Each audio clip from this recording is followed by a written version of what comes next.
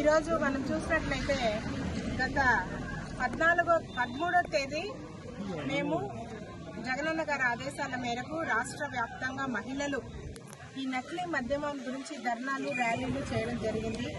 అదేలాగా నేను కూడా గంగాధర్ నెల్లూరు నియోజకవర్గ ఇన్ఛార్జిగా నా యొక్క డ్యూటీ ప్రకారము నేను కూడా గంగాధర్ నెల్లూరులో ఈ ధర్నాని చేశాము. ఆ మరుసటి దినము అంటే 14th రోజు మార్నింగ్ ఇక్కడ లోకల్ ఎమ్మెల్యే అయిన థామస్ గారు ఒక మీటింగ్ కండక్ట్ చేసి నా గురించి చాలా అనుచిత వాక్యాలు మాట్లాడినారు.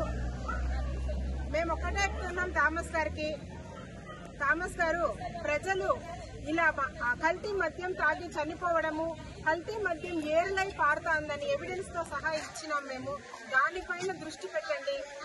ఒక దళిత మహిళ అయిన నన్ను నా గురించి ఒక పబ్లిక్ మీటింగ్ లో నా కట్టు కొట్టు గురించి మాట్లాడినారు మీరు. దీన్ని మేము తీవ్రంగా ఖండిస్తున్నాను. అదేవిధంగా మేము ఈరోజు సిఐ గారికి ఎవిడెన్స్ తో సహా ఇవ్వడం జరిగింది. మా తరపున న్యాయం చేయాలని మేము కోరడం జరిగింది.